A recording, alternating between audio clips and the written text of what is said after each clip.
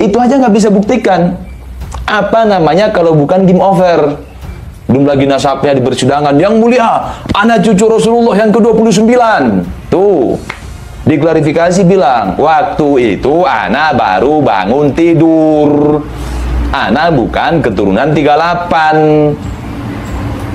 Bukan 28, yang benar itu anak keturunan ke-38 katanya. Dia lupa beberapa tahun sebelumnya dia membuat acara haul yang dia klaim itu haul abahnya Habib Ali bin Sumaid, yang dia nggak bisa buktikan itu. Di situ dia bacakan biografinya, anak punya abah Habib Ali bin Sumaid merupakan keturunan ke-33 dari Rasulullah Shallallahu Alaihi Wasallam. Kalau abahnya ke-33, gimana ceritanya dia 38? Nggak ada ketololan yang lebih tolol dari itu. Bahkan pernyataan itu lebih tolol daripada ketololan itu sendiri. Pernyataan itu lebih dungu daripada kedunguan itu sendiri.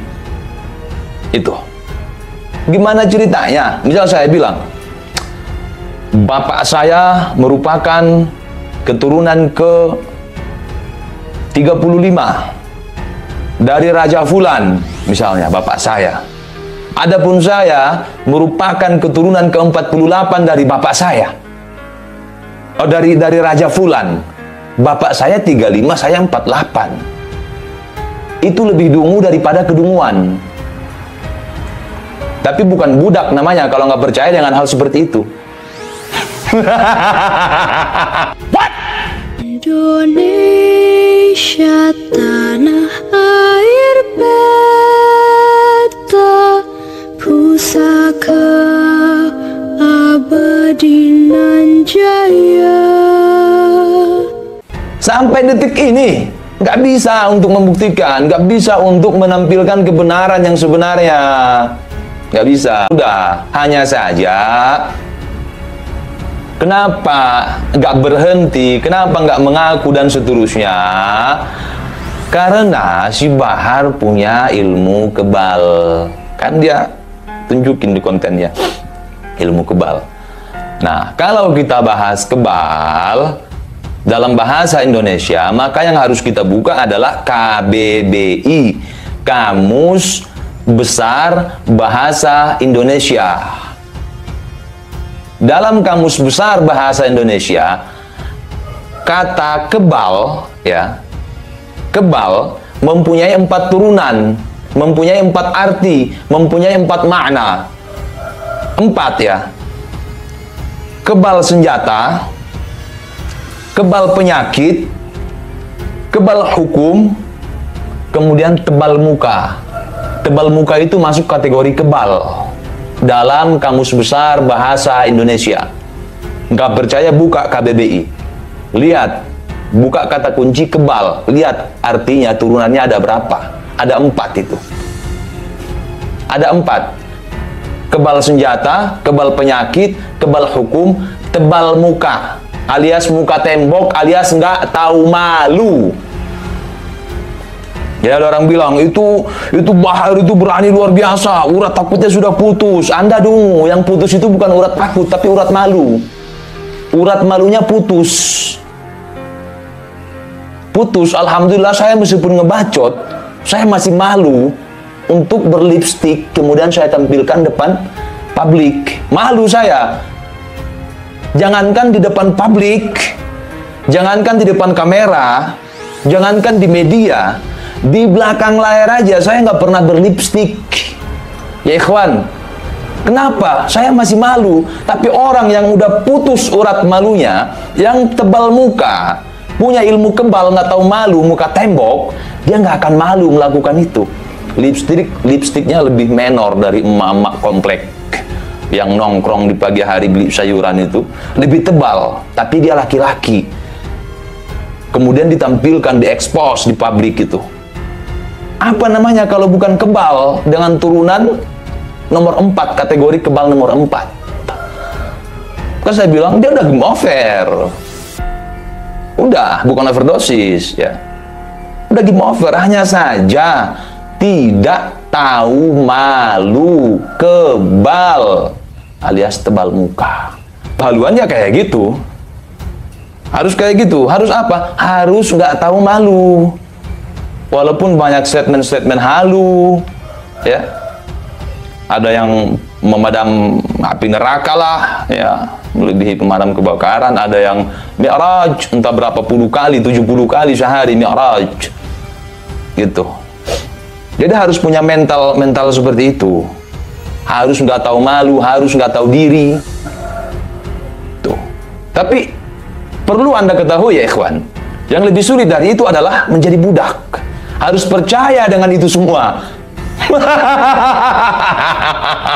Itu lebih sulit. Oh, jangan remehkan perjuangan budakers.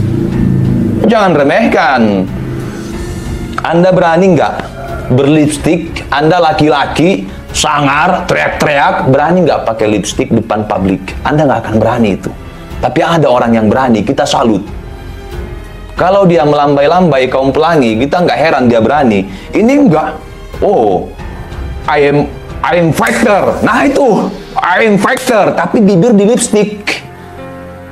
Bibir di lipstick. Suara sangar. Rockerman, ya ikhwan. Tapi bibir lipstick. Keringetan, nangis, meluber kemana-mana lipstiknya. Di depan publik, depan orang banyak. Dia nggak malu, Anda nggak akan bisa itu. Kita salut sama mentalnya yang nggak tahu malu. Itu sangat sulit menjadi orang seperti itu.